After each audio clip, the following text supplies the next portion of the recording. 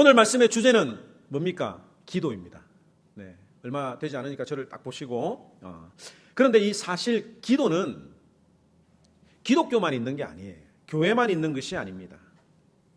어쩌면 기독교보다도 다른 종교들, 특히 무속신앙에 있어서 이 기도가 훨씬 더 뜨겁고 간절하다고 하는 것을 아마 여러분들 아십니까? 우리가 그런 문화에, 지금 아이들은 모르지만 우리가 그런 문화에서 자랐습니다. 새벽에 정한 술을 떠놓고 달을 보고 빌거나 한밤중에 성황당이 있는 큰 나무에 가서 기도하던 우리 할아버지 할머니들, 그 이전의 조상들의 모습을 우리가 잘 알잖아요. 그래서 이 무속신앙에서 생활하다가 예수님을 만나고 은혜를 받은 사람들 중에 이 과거에 내가 무속신앙을 가지며 열심히 했던 종교적인 이 열심이 몸에 배인 분들이 계세요. 그래서 예전에 그렇게 열심히 간절하게 기도하던 것이 몸에 배여서 교회 안에서도 신앙 안에서도 그렇게 뜨겁게 기도하는 경우들이 있습니다. 그 예가 우리나라의 자리를 잡게 된 새벽 기도가 그렇습니다. 우리나라에 언제부터 새벽 기도가 시작이 되었는가라고 하는 그 기록들을 보면 길선주 목사님부터 시작이 되었다고 봅니다. 평양 대부흥 운동을 이끌었던, 주도했던 분이 길선주 목사님인데, 원래 길선주 목사님은 과거에 우리 조상들이 그랬던 것처럼 도교라고 하는 종교에 심취해 있었습니다. 중국에서 건너온 불교하고 짬뽕이 되어서 우리가 쉽게 설명을 하면 옥황상제 어떤 그런 개념이 있죠. 그런 어떤 그 음양 오행 이런 어떤 것들이 복합적으로 되어서 이 도교라고 하는 신앙이 우리나라에 굉장히 퍼져 있었는데, 이 길선주 목사님도 이 도교 출신이에요. 그 도교에는 새벽마다 일어나서 기도를 하고 그 다음에 그 체조를 하는 그런 일이 있었는데, 이 길선주 목사님도 예수님을 믿고 난 다음에 개인적으로 그때 하던 그 기도 시간에 혼자 기도를 하게 되었습니다. 그리고 친구와 이런 이야기를 나누는 가운데 같이 친구와 아침에 새벽에 기도를 하게 되었고, 그 다음에 한 달 뒤에는 전 교인들이 함께 새벽에 모여서 기도했던 것이 새벽 기도의 그 공식적인 기원이라고 볼 수 있습니다. 이 새벽 기도는 너무 아름다운 전통이지요. 신앙의 전통이지요. 그런데 우리가 이 자칫 잘못 이해하면, 오해하면 성경이 말하는 기도와 다른 종교에서 열심을 가지고 기도하는 그 기도와 헷갈릴 수 있다라고 하는 점을 우리가 생각을 해야 합니다. 아직도 일부 성도들은 이 성경에서 가르치는 기도를 다른 이방 종교에서 하는 그런 기도와 그런 열심을 가지고 하고 있다는 것을 종종 볼 때가 있습니다. 간절한 기도, 열심을 다하고 최선을 다하는 기도는 사실 기독교보다 다른 종교가 오히려 더 뜨겁고 열심인 것 같습니다. 다른 종교들은 기도의 응답을 받기 위해서 어떤 일을 하느냐 하면 자기 몸에 칼을 내잖아요. 자기 몸을 자해합니다. 그리고 불 위로 걸어가기도 하고 칼 위를 걸으면서 자신의 간절함을 그 우상에게 호소하는 것을 볼 수가 있죠. 갈멜산에서 엘리야와 대결했던 바알의 선지자들을 어떻게 했는지 한번 생각해 보면 더 잘 알 수 있습니다. 그러다 보니 신자들도 이 기도의 요소 중에 간절함이라고 하는 것이 꼭 필요하다라고 하는 그런 생각을 합니다. 그리고 성경에서 이 간절하게 기도해야 된다라고 하는 것을 뒷받침해 주는 근거를 오늘 이 본문을 통해서 기도는 간절히 해야 돼라는 그런 생각을 하는 거죠. 오늘 8절 말씀 한번 읽어보도록 하겠습니다. 다 같이 시작. 내가 너희에게 말하노니 비록 벗됨으로 인하여서는 일어나서 주지 아니할지라도 그 간청함을 인하여 일어나 그 요구대로 주리라. 여기 보니까 간청하다라는 단어가 나오잖아요.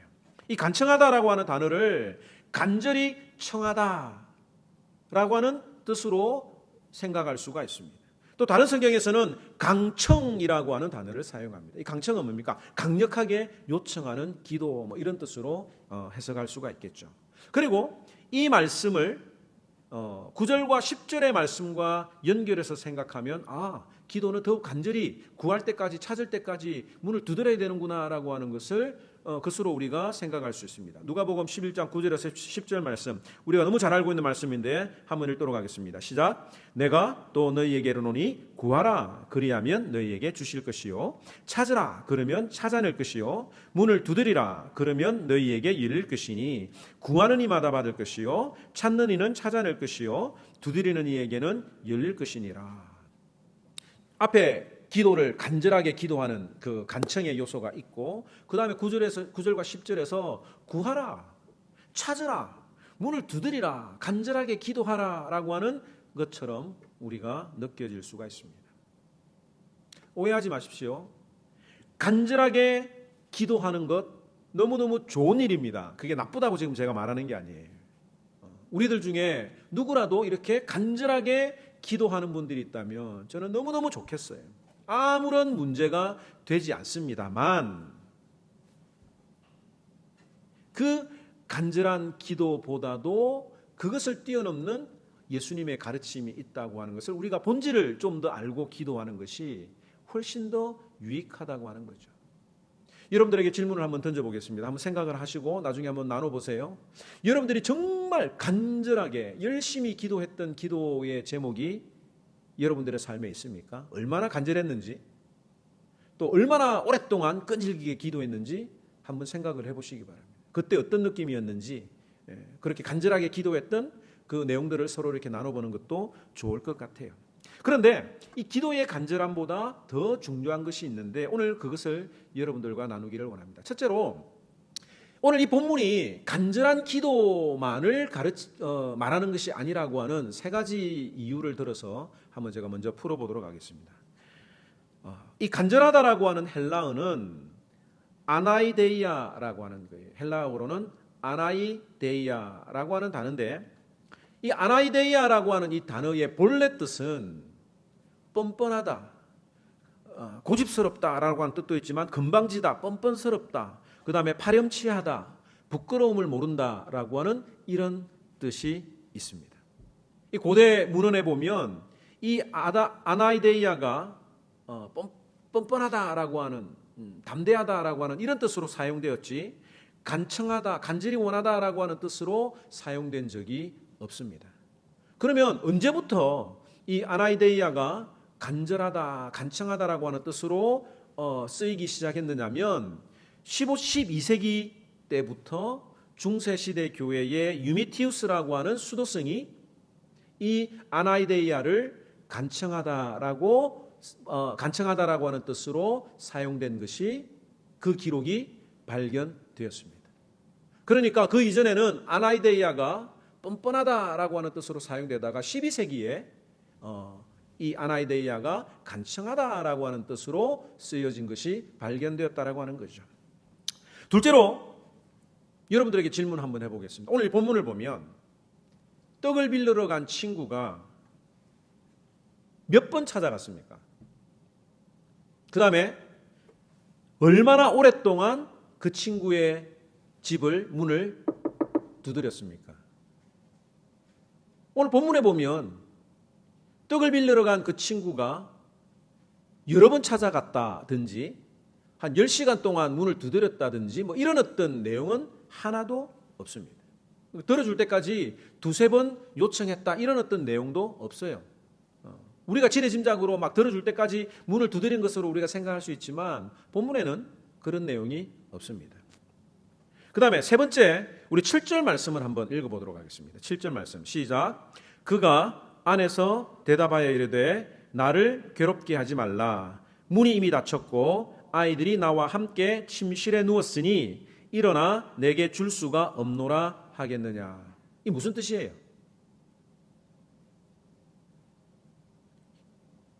떡을 주겠다는 말입니까? 안 주겠다는 말입니까? 예? 안 주겠다는 말처럼 들리죠? 자, 그러면 이렇게 물어보겠습니다. 이게 하겠느냐를 잘 한번 생각해 보세요. 배고픈데 목사님 집에 가면 밥 먹을 것 밥 한 끼 안 주시겠는가? 이거 무슨 뜻입니까? 준다는 말입니까? 안 준다는 말입니까? 준다는 것을 기대하고 물어보는 거죠. 이 히브리 헬라어에는 저도 헬라어는 잘 못하지만 이 두 가지 의문문이 있는 거예요. 하나는 부정적인 대답을 기대하는 의문문이 있고, 그 다음에 긍정적인 대답을 기대하는 의문문이 있습니다. 그러니까 목사님 집에 가면 밥 한 끼 안 주겠느냐? 아유, 장로님한테 연락하면 밥 한 끼 안 사주겠는가? 이거 의문문이지만 그 의문문이 긍정적인 대답을 기대하는 거잖아요. 그러니까 이 예수님의 질문은 일어나 내게 줄 수가 없노라 하겠느냐? 이 말은 안 주겠느냐? 이런 뜻이 되는 거예요. 즉 예수님의 이 질문은 그 친구가 아무리 사정이 힘들어도 반드시 그 요청을 거절할 수 없는 입장에 있다고 하는 것을 강조하기 위해서 이렇게 말씀하신 것입니다. 그리고 8절에 보면 그 친구의 요구대로 거절했습니까? 안 했습니까? 그대로 들어준 것이 드러나는 것이죠. 그러므로 이 본문 어디에도 포기하지 않고 끈질기게 요구해서 떡을 받아내었다라고 이해할 만한 그런 내용을 찾기는 힘듭니다. 그렇다고 해서 간절히 기도하는 것이 틀렸다라고 제가 말하는 것은 아닙니다. 그렇다면 이 본문을 따라서 본문에 따라서 간청이라고 하는 이 단어를 당당한 요구라고 하는 입장에서 한번 생각을 해보자 이거죠. 당당하게 요구했다라는 뜻입니다. 자, 그러면 왜 당당한 기도, 당당한 요청으로 해석을 할 수 있느냐면 유대 사회에서는 마을에 어떤 사람이 모르는 사람이라도 손님이 오게 되면 모든 마을이 그 손님을 대접하는 문화가 있었습니다. 신명기 10장 19절 말씀 함께 읽도록 하겠습니다. 시작. 너희는 나그네를 사랑하라. 전에 너희도 애굽 땅에서 나그네 되었음이니라. 이 이스라엘 백성들은 나그네를 대접해야 되는 것이 하나님의 명령이었고 그런 오랜 시간 동안의 문화에 접해 있었습니다. 그렇기 때문에 나그네가 와가지고 당당하게 재워달라고 말할 수 있는 거죠. 자, 우리나라 속담에 우리나라 문화 중에 이리 오너라 하는 말 들어보셨습니까? 알죠? 무슨 뜻입니까? 하인을 부르는 거잖아요. 이리 오너라. 그리고 난 다음에 뭐라고 이야기합니까? 지나가는 과객이요만 하룻밤 신세 질 수 있습니까? 이런 사극 이런 거 할 때 들어보신 적 있죠? 우리나라도 이 숙박 문화가 거의 없을 때에는 이 여행을 하던 양반이 어느 집에 도착하면 이렇게 외쳤던 거예요. 모르는 사람이 양반이 이리 오너라 하고 부르는 겁니다. 실제로 조선시대의 양반들이 어디에 돈을 썼는가라고 하는 그 문헌들을 보면 전체 수입의 3분의 1 정도를 손님 대접하는 데 사용했다고 합니다. 그러니까 손님을 대접하는 것이 양반의 의무라고 교육을 받았던 거예요. 재워달라고 하는 나그네를 쫓아내는 것은 양반이 해서는 안 되는 일이라고 교육을 받았기 때문에 그렇게 그 집 앞에 가가지고 당당하게 이리 오너라 하고 말할 수가 있었던 것입니다. 아니 우리나라뿐만 아니라 몽골 여러분들 들어보셨죠? 몽골도 유목민이잖아요. 이슬람도 마찬가지입니다. 그 유목 생활을 하던 사람들은 어디에서 어떻게 집을 만날지 모르는 그런 상황에서 지나가는 사람이 텐트에 와가지고 물 좀 주시오, 좀 재워주시오 하면 누구나 다 환대하는 그런 문화가 우리 주변에서도 볼 수가 있다라는 겁니다. 그러면 우리가 이런 문화적인 배경 속에서 이렇게 해석할 수가 있습니다. 자, 밤늦게 친구에게 떡을 당당하게 요구하는 사람은 누굽니까? 신자죠. 지금 기도하는 겁니다. 그죠? 그 다음에 귀찮을지라도 그 요구를 들어줄 수밖에 없는 친구는 누구겠습니까? 하나님이에요.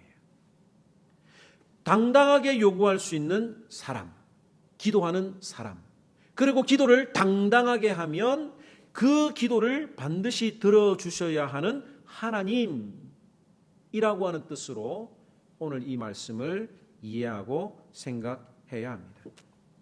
즉 신자가 하나님 앞에 간절하게 기도하는 게 아니라 당당하게 기도하면 하나님은 반드시 들어줄 수밖에 없다는 것이 오늘 이 본문의 핵심이요 기도의 본질입니다. 우리가 기도할 때마다 응답받지 못하는 이유입니까? 당당한 기도를 하지 않는 거예요. 오늘 이 말씀을 보충하는 것이 11절과 13절에 예수님은 다시 한 번 더 설명을 합니다. 다 같이 함께 읽겠습니다. 시작. 너희 중에 아버지 된 자로서 누가 아들이 생선을 달라 하는데 생선 대신에 뱀을 주며 알을 달라 하는데 전갈을 주겠느냐? 너희가 악할지라도 좋은 것을 자식에게 줄 알거든. 하물며 너희 하늘 아버지께서 구하는 자에게 성령을 주시지 않겠느냐 하시니라. 악한 사람이라도 자녀들에게는 좋은 것을 주고 싶어 하시는 것처럼 이 말씀의 핵심은 뭡니까? 하나님은 신자들의 자녀들의 요구를 반드시 들어주는 분이다라고 하는 것을 우리에게 알려주는 겁니다. 이런 맥락에서 우리가 당당하게 요구하면 하나님은 반드시 들어주는 분이다라고 하는 그 메시지와 통일이 되는 거죠. 그런데 문제는 무엇을 요구하는가라고 하는 거예요. 내 기도가 하나님의 응답을 받을 만큼 요구할 만큼 당당한 것인가 아닌가에 따라서 기도 응답이 달라진다고 하는 점입니다. 과거 여러분들이 부모님에게 용돈 받을 때 부모님들이 없는 살림에 참 부모님한테 손 벌리기가 힘들었잖아요. 특별히 뭐 놀러 간다든지 뭐 다른 거 사는데 손을 벌리면 부모님들이 잘 안 들어주는데 당당하게 부모님한테 요구하면 들어주시는 부분이 있습니다. 그게 뭡니까? 엄마, 나 참고서 사야 돼. 나 공부하는데 수업료 내야 돼. 보충 수업 내야 돼. 이러면 그 당당하게 이야기하면 그 부분에 대해서는 부모님들이 1차적으로 그 요구를 들어줄 수밖에 없었던 그런 기억이 있습니다. 몇몇 분들은 웃으시는데 아마 참고서 산다고 하고 다른 데 쓰신 분들 같아요. 하나님이 들어주실 수밖에 없는 기도 제목. 이게 뭐냐 이거예요. 하나님 앞에 당당하게 요구할 수 있는 기도 제목이 뭔지를 예수님이 주기도문을 통해서 우리에게 알려주십니다.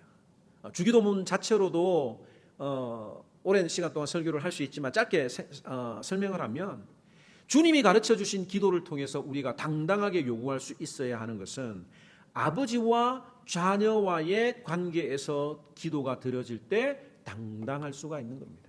자, 11장 2절 말씀 함께 읽도록 하겠습니다. 시작. 예수께서 이르시되 너희는 기도할 때에 이렇게 하라. 아버지여. 하나님과 내가 아버지와 자녀라고 하는 독특한 관계가 형성될 때에 하나님을 아버지라고 부를 때 내가 당당하게 기도할 수가 있는 거예요. 왕에게 신하들이 백성들이 뭘 부탁하기는 참 어렵습니다. 만나기도 힘듭니다. 그런데 왕의 자녀들은 아버지에게 당당히 나아갈 수가 있고 당당히 무언가를 요구할 수 있다라고 하는 것이죠. 하나님을 아버지로 믿지 않으면 하나님 앞에 우리가 당당하게 요구할 수가 없습니다. 둘째로 아버지의 영광을 위해서 기도할 때에 우리가 당당하게 요구할 수가 있는 거예요. 11장 2절 말씀 계속 읽도록 하겠습니다. 시작. 이름이 거룩히 여김을 받으시오며 나라가 임하옵시며. 우리가 기도하는 것들이 하나님의 영광을 위한 것, 하나님의 나라를 위한 것일 때 우리가 당당하게 기도할 수 있는 거예요. 셋째로 일용할 양식만으로 만족할 수 있는 그런 기도를 할 때 우리가 당당하게 요구할 수가 있는 겁니다. 광야시대에 하나님께서는 매일마다 만나를 주셨습니다. 그런데 사람들은 필요 이상으로 거두었다가 벌레가 생겨서 먹지 못한 일을 여러분들 기억하시죠. 우리는 생존을 위해서 일용할 양식을 하나님 앞에 당당히 구할 수가 있습니다. 자녀들이 부모에게 밥 먹기 전에 간식 구하면은 안 주잖아요. 그런데 배고프다고 그러면 밥 챙겨주는데 거절할 부모는 없는 것과 같습니다. 그리고 마지막으로 이 기도가 내가 하나님의 자녀답게 살겠습니다라고 하는 그 요청, 내가 하나님의 자녀답게 살기를 원하는데 좀 힘을 주세요라고 하는 그 기도는 당당하게 요구할 수가 있는 겁니다. 4절 말씀 함께 읽도록 하겠습니다. 시작. 우리가 우리에게 죄 지은 모든 사람을 용서하오니 우리 죄도 사하여 주옵시고 우리를 시험에 들지 않게 마시옵소서 하라. 내가 하나님의 자녀답게 다른 사람을 용서하며 살겠습니다. 내가 시험에 빠지지 않도록 하나님 나를 도와주시옵소서라고 기도하는 일에는 하나님 앞에 우리가 당당하게 기도할 수 있다는 거예요. 일확천금을 위해서 기도한다든지 내 욕심을 위해서 물질을 위해 기도한다든지 이것은 당당하게 구할 수 없지만 이런 주기도문에 따라서 하나님 앞에 기도하는 것은 당당하게 요구해도 뻔뻔하게 기도해도 하나님이 다 들어주신다라고 하는 뜻으로 오늘 우리가 이 말씀을 통해서 기억을 해야 합니다. 그럼 기도가 뭐냐라고 하는 결론을 한번 내려보자 이거예요. 기도는 하나님과 나와의 관계가 더욱 돈독해지는 것이 기도입니다. 기도하면 할수록 하나님의 자녀답게 살아가기를 원하는 그 기도는 우리가 하나님 앞에 당당하게 기도할 수 있고 그렇게 기도하면 응답해 주신다는 거예요. 우리가 기도하는 이유는 내가 하나님의 자녀임을 잊어버리지 않기 위함입니다. 기도할 때에 최고의 응답이 뭡니까? 그 문제가 해결이 되는 게 아니에요.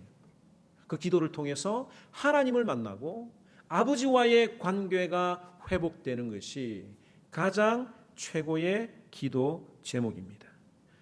11장 13절 말씀 다 같이 한번 읽도록 하겠습니다. 시작. 너희가 악할지라도 좋은 것을 자식에게 줄 알거든 하물며 너희 하늘 아버지께서 구하는 자에게 성령을 주시지 않겠느냐. 예수님이 이 땅에 오신 이유는 단절된 관계가 끊어진 하나님과의 관계를 회복하기 위함이었습니다. 그리고 예수님이 하늘에 승천하신 이후에 성령님을 보내어 주신 이유는 이 회복되어진 관계가 더욱 풍성하고 친밀하고 기쁨이 넘치도록 하시기 위해서 성령님을 보내주셨다라고 하는 거죠. 아버지와의 관계가 더욱더 풍성해지기 위해서 구하고 찾고 문을 두드리는 자에게는 하나님이 반드시 응답하신다는 겁니다. 누가복음 11장 10절 말씀 크게 한 목소리를 읽도록 하겠습니다. 시작. 구하는 이마다 받을 것이요 찾는 이는 찾아낼 것이요 두드리는 이에게는 열릴 것이니라. 구하는 것마다 아니면 구하는 이마다. 기도의 대상이 아니라 구하는 사람이 구하게 되고 찾게 되고 문이 열리게 될 것이라고 하는 것을 우리에게 알려주는 거죠. 그러므로 오늘 이 말씀을 통해서 결론은 따라서 합시다. 기도하자. 무슨 일이든 어려움을 만날 때 기도해야 합니다. 오늘 비유에 친구가 언제 다른 친구를 찾아갔습니까? 낮에? 밤에 누군가를 찾아간다는 건 신뢰잖아요. 그죠? 그런데 그럼에도 불구하고 자기 일이 아니라 다른 사람을 위한 어려운 일을 만날 때 찾아가는 것처럼 우리가 어려운 일을 만날 때에라도 하나님 앞에 기도하는 것이 중요하다라고 하는 겁니다. 그리고 응답받는 기도는 문제가 해결되는 것이 아니에요. 물론 초신자일 때는 좀 더 쉽게 기도 응답을 받는 것 같아요. 제가 제 인생에 있어서 가장 많은 또 확실한 기도 응답을 받았던 그 경험이 언제냐면 고등학생 때, 대학생 때예요. SFC 수련회를 한 200~300명 정도를 이제 제가 위원장을 맡아서 그 수련회를 진행을 하는데 장마철입니다. 근데 아이들이 오후에 그 프로그램 중에 바닷가에 가서 좀 놀아야 될 거 아니에요. 간절하게 기도를 했더니 그 장마 기간인데 하루 종일 비 오다가 그 순간 딱 2시간 동안 햇빛이 쨍쨍하는 경험을 여러 번 경험을 했습니다. 또 학생들이 없는 돈에 수련회를 하다 보면 재정이 부족하잖아요. 분명히 재정이 빵꾸 나는 게 보여요. 근데 다 같이 기도하고 합심해서 정말 뜨겁게 기도하고 임원들이 모여가지고 기도했더니 갑절이나 남는 오병이어의 기적을 여러 번 경험했던 적이 고등학교 때, 대학생 때였습니다. 그런데 이 신앙이 성장하고 성숙해지다 보니까 하나님이 별로 기도 응답을 그렇게 내가 원하는 대로 안 하시는 것 같아요. 그런데 그 기도를 통해서 가장 큰 기쁨은 뭐냐면 하나님을 만나는 거예요. 성령님이 내 마음에 다 와 계시는 것을 느낄 때 기쁨이 넘치고 눈물이 나는 겁니다. 우리가 기도할 때, 어릴 때는, 초신자 때는 그 문제를 직접 해결해 주시는 경우들이 많아요. 그런데 시간이 지나면 좀 더 성숙해지면 하나님과 나와의 관계가 회복되는 일들이 더 많습니다. 예를 들어서 하나님과의 관계가 어긋나면, 믿음이 없으면, 기도를 안 하면 이 거대한 가나안 족속들이 엄청나게 큰 장부처럼 보이는 거예요. 우리는 그 사람들 앞에 메뚜기처럼 보이지만 하나님 앞에 기도하고 하나님과 나와의 관계가 바로 세워지면 그 크게 보이던 가나안 족속이 어떻게 보인다고 했습니까? 그들은 우리의 밥이다. 누워서 떡 먹기다. 이런 뜻이죠. 그 사람들은, 가나안 족속은 변하지 않습니다. 그런데 변한 건 누가 변했습니까? 내가 변하는 거예요. 기도를 통해서 하나님 살아계심을 경험하게 되는 겁니다. 우리가 살아가면서 두려울 때가 많죠. 돈의 파워 앞에 위축이 되고 지나친 건강 염려 때문에 소심해지기도 하고 또 실패가 두렵기도 하고 쌓아둔 모든 것들이 한순간에 무너질까 두려울 때가 있습니다. 그렇기 때문에 우리가 기도를 해야 하는 거예요. 기도를 통해서 나와 하나님과의 그 관계가 바로 세워지면 그 하나님의 전능하심을 경험하게 될 것입니다. 돈도 명예도 건강도 이 세상의 두려운 어떤 것들보다도 더 위대하신 하나님을 바라볼 수 있는 힘이 무엇을 통해서 이루어진다고요? 이 기도를 통해서 이루어진다라고 하는 겁니다. 이것이 기도해야 할 이유이지요. 여러분들에게 질문 한번 던져보겠습니다. 하나님은 자신이 계획하신 뜻을 다 이루십니까? 안 이루십니까? 이루시죠. 우리가 기도 안 해도 이루십니까? 안 이루십니까? 이루십니다. 그러면 하나님이 내가 기도하지 않아도 다 이루어 성취해 나가시니까 내가 기도 안 해도 되겠네 라는 생각을 하시는 분들이 있을지 모르겠어요. 엄밀하게 말하면 그렇습니다. 기도할 필요가 없어요. 하나님은 내가 기도 안 해도 하나님의 일을 진행시키시는 분입니다. 그런데 하나님은 그 기도를 내가 하기 원하는 거예요. 그 기도를 통해서 하나님이 원하시는 건 내가 기도하건 안 하건 그 하나님의 역사를 바꿀 수 있겠습니까? 그런데 하나님이 원하시는 건 그 기도를 통해서 나와 좀 더 친밀한 관계를 맺고 싶어 하시는 겁니다. 내가 믿는 하나님이 상상 속의 어떤 그런 신이 아니라 살아계신 하나님을, 전능하신 하나님을 내가 기도를 통해서 경험하기를 원하신다라고 하는 거예요. 기도 안 해도 되지만 기도하면 하나님과의 관계가 더 뜨거워지는 겁니다. 난 너에게 내 자신을 하나님을 보여주고 싶은데 왜 당당하게 기도하지 않니? 당당하게 기도해봐. 여러분들 다 큰 자녀들하고 심도 있는 진지한 대화를 해본 적이 있습니까? 자녀들이 부모에게 자신의 어떤 인생의 고민이나 아버지는 어떻게 살아왔습니까? 아버지는 하나님을 어떻게 믿습니까? 아버지가 살아오면서 크게 후회했던 것은 어떤 일이 있습니까? 나에게 조언해주고 싶은 말씀은 무엇입니까? 라고 하는 이런 어떤 진지한 이야기를 물어본 경험이 있습니까? 그때 그 질문을 받을 때 부모의 마음은 정말 기뻐요. 이 녀석이 다 컸구나라고 하면서 자녀가 대견스럽기도 하고 그 깊은 대화를 통해서 자녀와 내가 좀 더 깊어진 듯한 그런 경험을 아마 여러분들이 다 해보셨을 겁니다. 저도 최근에 아이들과 대화하면서 그 대화 끝에 이런 이야기를 하더라고요. 아버지는 내가 생각했던 아버지하고 다르네요. 내가 생각했던 거하고 좀 다른 면이 있네요. 라고 하는 이야기를 하더라고요. 그 대화를 통해서, 깊은 대화를 통해서 아버지를 좀 더 알게 되었다라고 하는 그런 의미로 이야기를 할 때에 얼마나 그 마음속에 기쁨과 감사함이 공존했는지 모릅니다. 기도가 바로 그런 거예요. 하나님과의 대화를 통해서 서로 주고받는 그 기쁨. 기도를 통해서 내가 잘못 알고 있던 하나님을 바로 알아가게 하는 능력. 그것이 기도입니다. 그런데 우리가 대부분 자녀들하고 이야기를 하다 보면 또 사람들하고 깊은 이야기를 하다 보면 서로 친밀하게 되는 경우도 있지만 갈등이 더 증폭되는 경우들도 우리가 경험하잖아요. 그것은 서로 자신의 주장을 굽히지 않고 내가 옳다 네가 틀렸다라고 하면 그 대화는 갈등으로 시달을 수밖에 없습니다. 그러므로 우리는 하나님 앞에 물어보고 기도해야 합니다. 그 기도를 통해서 당당하게 하나님 앞에 기도함으로 말미암아 아버지와의 친밀한 관계를 경험하는 저와 여러분들이 되기를 주님의 이름으로 축원합니다. 그 기도의 기쁨, 아버지와 대화하는 그 기쁨이 우리들의 삶에 넘쳐나야 하는데 우리가 이 기도를 잘못 오해하는 경우들이 많이 있어요. 예수님이 왜 제자들에게 기도를 가르쳐 주셨을까요? 누가복음 11장 1절 말씀 한번 읽도록 하겠습니다. 시작.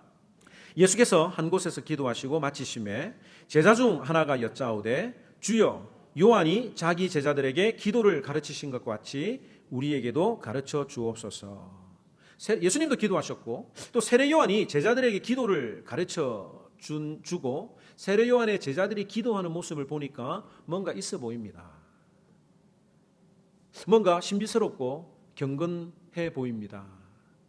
그러니 우리에게도 그런 기도를 가르쳐 주세요라고 하는 그런 의도가 있었던 거예요. 우리들 속에도 기도 많이 하는 사람, 소위 속된 말로 영빨이 있다 뭐 이런 어떤 이야기를 할 때가 있잖아요. 영적인 사람이다. 물론 영적인 사람이겠죠. 그런데 기도를 많이 하는 사람에게 예수 안 믿는 사람도 막 데려가 가지고 기도 받게 하는, 안수기도 하게 하는 그런 일들을 경험할 때가 있습니다. 저는 이런 것들이 무속신앙의 잔재라고 생각을 해요. 마치 점집에 데려가 가지고 영험한 기운을 받는 것처럼 기도 많이 하는 사람에게 가서 그 기도빨 좀 기도 잘 하니까 하나님하고 잘 통하니까 당신 기도 득점 보자 이런 의미가 있는 것 같아요. 우리가 기도를 부탁하는 것과 기도를 받으러 다니는 것하고는 다릅니다. 그런데 우리가 여러분들이 그런 것들을 잘 분별하지 못하는 경우들이 있는 거예요. 예수님께서는 제자들에게 아니야, 진정한 기도의 의미를 주기도문을 통해서 오늘 이 기도의 비유를 통해서 알려주시는 겁니다. 나는 너와 친밀한 관계를 갖기 원한다. 내가 거절할 수 없는 것들로 나에게 마음껏 요청하고 기도해라. 그러면 내가 반드시 들어주겠다는 약속을 성경 곳곳에서 우리에게 하십니다. 마태복음 6장 33절 말씀 함께 다 읽고 말씀을 마치도록 하겠습니다. 시작. 그런즉 너희는 먼저 그의 나라와 그의 의를 구하라. 그리하면 이 모든 것을 너희에게 더하시리라. 하나님의 나라와 그 의를 구하는 기도는 하나님이 반드시 들어주신다. 하나님의 나라 그 의를 구하는 기도가 뭡니까? 하나님이 우리 기도를 꼭 들어줄 수밖에 없는 하나님에게 약점이 있어요. 그게 뭔지 아세요? 이웃사랑이에요. 우리가 이웃사랑을 위해서, 전도를 위해서, 선교를 위해서 기도하면 하나님은 약점이 잡혀버립니다. 왜? 하나님의 일이 예수님을 이 땅에 보내신 이유가 그 이유 때문이에요. 그렇기 때문에 하나님의 약점, 내가 이웃에게 복음을 좀 증거하고 싶고 그리스도의 사랑을 증거하고 싶은데 내가 조금 더 물질이 있으면 좋겠습니다. 아니, 물질 받아놓고 안 하면은 하나님 다 아시겠죠. 근데 진심으로 하나님, 내가 돈 벌어야 되는 이유가 선교사님들에게 힘을 실어주고 후원하고 가난한 자들을 구제하는 일에 내가 좀 필요합니다. 기도하면 그 진심이면 하나님이 들어주시는 거예요.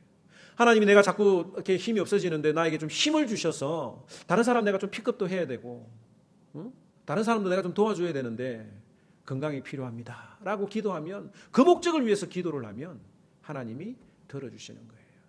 그런데 그런 목적 없이 나를 위해서 기도하면 그것이 오히려 나를 괴롭히게 만드는, 나를 시험에 빠지게 하는 것들이 된다고 하는 것입니다. 오늘 이 말씀 기억하면서 먼저 그 나라와 그 일을 위하여 당당히 기도하고 그것을 통해서 기도를 통해서 하나님과 내가 뜨거운 사랑, 뜨거운 관계를 경험하는 한 주간 우리 모든 하모니언들이 되게 하여 주시옵소서라고 함께 기도하면 좋겠습니다.